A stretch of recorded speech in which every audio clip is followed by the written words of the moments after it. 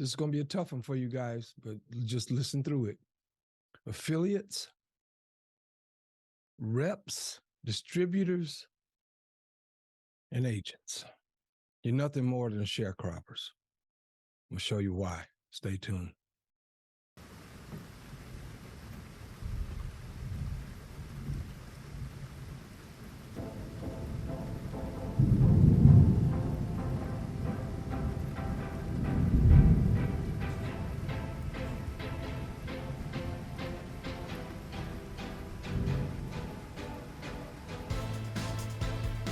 Good morning, y'all.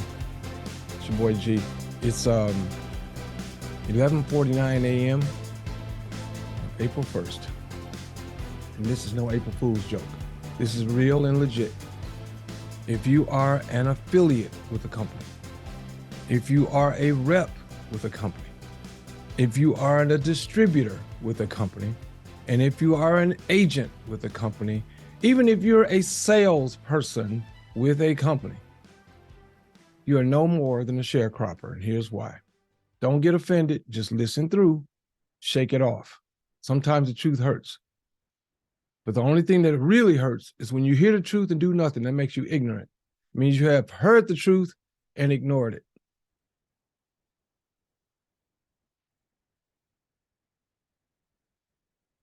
We are so accustomed to working for someone, we don't know how to work for ourselves. Let me say that again. We are so accustomed to working for other people that we don't even know how to work for ourselves. We're so accustomed to having people tell us what to do. We don't know how to tell ourselves what to do. Let me give you a true story. And like I said, stick around. It gets better. My mother was the probably 5th oldest of 8 children. Yeah, 5th oldest of 8 children. 9 children, sorry. And my grandfather left my grandmother when all of those kids were under 10.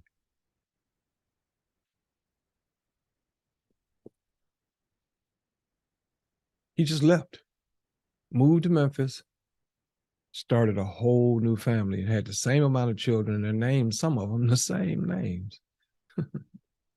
Yes. Anyway, I mean, we're close to that family. We're close to all of those kids, my uncles and aunts. I'm close to all of them, love them dearly.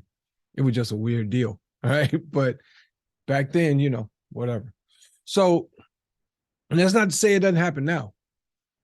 It does. There's a lot of men, especially rich businessmen, who have 2 or 3 families, and none of them know about each other. All right, so gotta have money to do that, though. But I digress. Here's what the story is really about.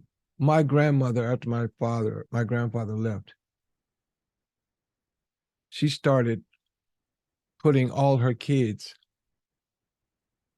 in a farm sharecropper situation.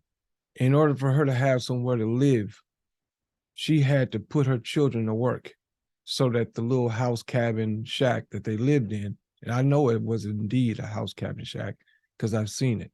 It's dilapidated now. It's probably gone out of that field, but it used to sit right in the middle of a field. It was literally a shack.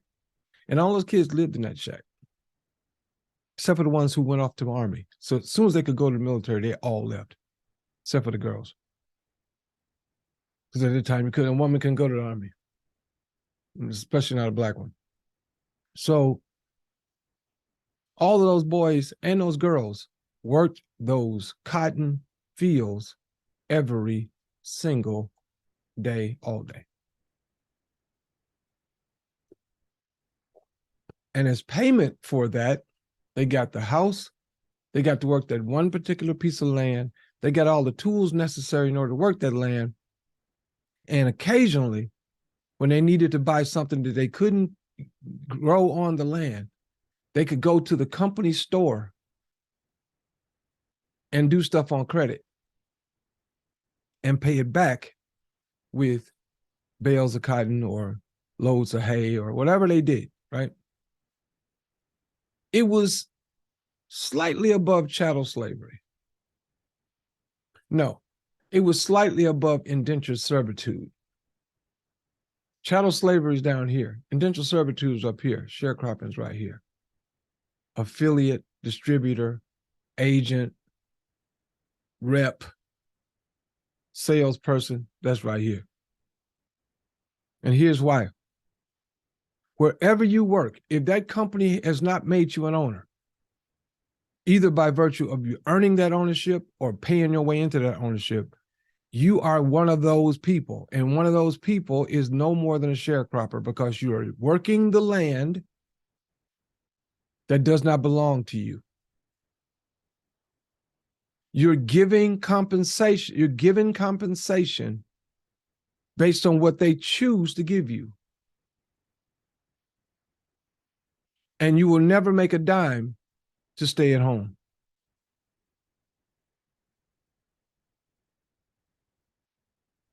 It's the truth. It's the truth. Now, you can look at it any way you want. I'm not talking about how you view it. Doesn't matter how you view it. What matters is the structure. I've heard people say, I ain't joining no pyramid. Well, you may not join one, but you work for one. You went and put on your best clothes and filled out an application and put some falsified shit on there about what you know how to do, and went in there and begged with hat in hand so that somebody would hire you in their pyramid. Now, I'm not advocating for or against pyramids. I'm just saying that's what you're in.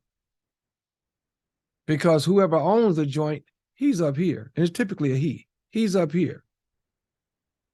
His CEO, COO, CFOs, vice president, presidents, all that's here, right?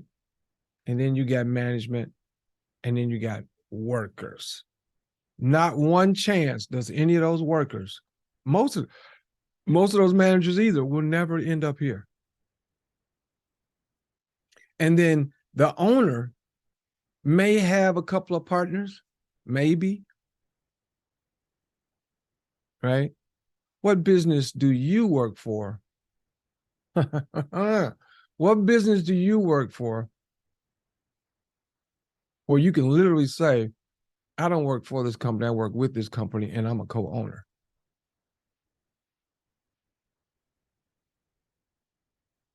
And if I do the right work and the right amount of work, not only am I an owner and a distributor for my company, if you choose to distribute, of course, I also can own one of the stores that the company owns.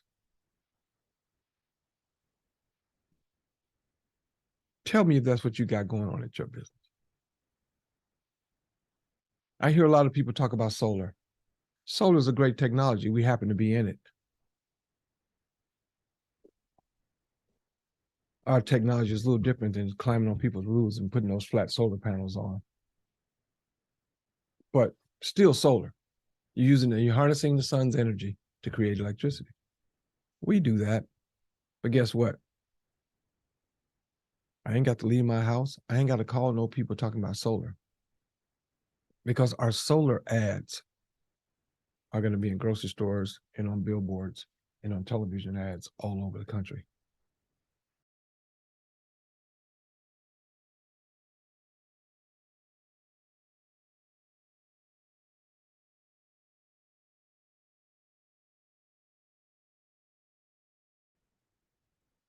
Whatever you sell, can a company make money without you?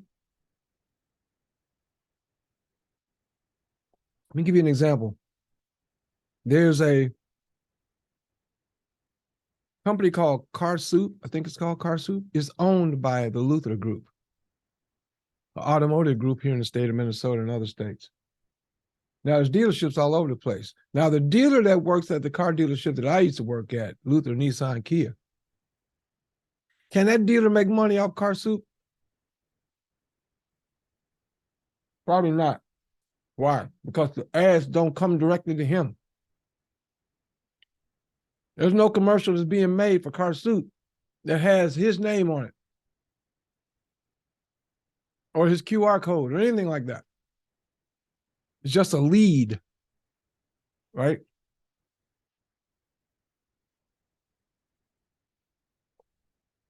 And Luther can sell cars for the same manufacturer and just different stores, and you won't get a dime of it because you don't own part of the company. But what if the Luther Group, made up of about 50 stores statewide and regionally, maybe more than that, probably more like 100. What if as soon as you started working at Luther, at one dealership, they told you not only are you going to make a percentage of everything sold in this dealership, you're going to make a percentage of everything sold in the Luther Group. Stick around, we're going to make you rich. No income claim, but we're going to make you rich, right? You think more people be selling cars? I'll tell you what happened to me at a Mercedes-Benz dealership I used to work at here in the Twin Cities that's privately owned. I got the job. They want you to wear a suit every day, so I had to go get suits. I'll give you a desk, real cool place, nice music piped in, snacks all the time, right? Once a week, you can get your shoes shined. Nobody wears shining shoes anymore. But anyway, new sales guy. First thing when you walk in the door, you spend the first 6 weeks just learning about the product. I get that, makes sense. Then you spend another few weeks learning how to sell. I get that too. But walk-in traffic is basically the only way you're gonna make any money. And if you think about a store like a Mercedes-Benz dealership, there's no gluttony of walk-in traffic because it takes a certain money bag to even consider owning a Mercedes-Benz. Anyone that's, in the middle to upper tier. So you don't get a whole lot of traffic like you do at a Kia or a Chevy or a Ford dealership. You get a few walk-ins, but most of the people walk in, they've already worked with that one of 5 men or 3 men, maybe a woman, that all sit kind of in the same area of the store. They get all the big deals. They've been there long enough. They just big salespeople, blah, blah, blah. They feel really special about themselves. But here's the problem. They are no different than I am, because as soon as they get done selling a car, they're essentially unemployed until they sell another one. The company's really happy for you until that deal is done. They're like, so what are you doing? Drinking coffee? What are you doing? Right? And they're not that hard on the top guys, but it's the same concept no matter how they treat you. And go a couple of weeks without selling a car, or decide you're going to take vacation and come back and you haven't sold any cars. They're going to be on you to start selling cars the moment you sit down at your desk. Get on the phone, start calling your people. So-and-so and so-and-so should be ready for a trade-in. Blah, blah, blah, blah, boom. Get on it. Now, you can be there 25 years, have made that company millions of dollars, and they ain't treating you no different than they treat the brand new guy like me. Why? Because you don't really matter. But what if that same dealership had told you from the very beginning, look, you get the job here. We're going to show you exactly how it works. We're going to train you for free. We're going to give you a website. We're going to give you cards, everything you need to succeed. We're going to give it to you. We're not going to pay you a salary. We're going to give you 20% on every car you sell. I don't care what car it is. And you can either create your own leads or you can get walk-in traffic based on when you catch a person hitting that door. And if you pay for certain marketing tools like television ads or something like that, as a thank you, we're going to make you an owner. Because every month we're going to give you a dividend share of 5% of the net volume of the store. Now, most places like that generate anywhere between $500,000 and $2 million a month. And let's say they net 15% and they give you the 5. and they spread it among the people that work at the company. You can make a good living just sitting around, but they don't want you to do that. They want you selling cars. Because it being a local store, you have a local clientele, and a very limited clientele at that. So you can't keep paying a guy every month. Ain't nobody selling cars, right? But what if you had a national distributorship or maybe an international distributorship? Then you maybe could do that, huh? Especially if you limit how many people get to be owners. And part of that limitation is based on you seeing the vision and moving forward. Now, you can't sit on the fence. I'm done talking about that part. You can't sit on the fence. John said this last night. When you sit on the fence, you're not in your land or Mr. Johnson's land. You're sitting on the fence, and you don't get to sit there very long. You got to do something, right? Mr. Johnson is the company that you work for where you're an affiliate, a rep, a distributor, an agent, a sales guy or a girl. And that's in real estate too. It doesn't matter. If you work for a broker, you're working their land, right? You're working their land, and they're giving you some stuff for working their land. And you're not getting a profit share when they give you commissions. The commission is what keeps you in the room. It keeps you working the land, thinking at some point you're going to get rich from working that land.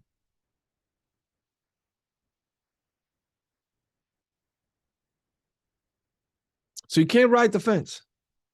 So you need to make a decision. Are you a sharecropper, or do you want to own your own little piece of land? What if your little piece of land was a retail store that had all our products in it, including our own EV cars, our own electric vehicles?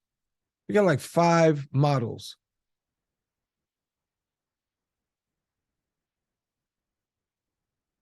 Or do you want to keep working somebody else's land and getting stuff from the company store?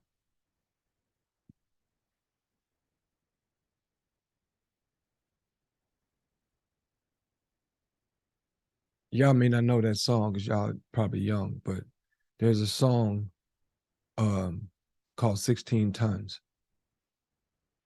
Load 16 tons and what do you get? Another day older and deeper in debt. St. Peter, don't call me 'cause I can't go. I owe my soul to the company store.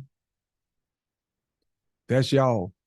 Affiliates, reps, distributors, agents, and salespeople.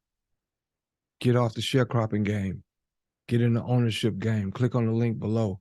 You can get mad if you want to. I don't care how you feel about it. That is the truth. In my opinion, based on what I've done my whole life, which is sales, in every possible thing from Kirby vacuums to recruiting, headhunters, everything from finding a job to finding people a job. I've done it all in sales. If you don't have passive income, money you can make to do nothing, if you don't have that, you're a sharecropper. Click on the link below and get started. Because if you knew what I know, you'd be beating the door down to click on that link. With that, I'm gonna get out of here. Don't get mad. I ain't trying to piss you off. I'm just trying to show you what it is. And hey, it's your boy G. Like, comment, subscribe, so you can find out every time I'm putting something up like this. And as always, imparting peace.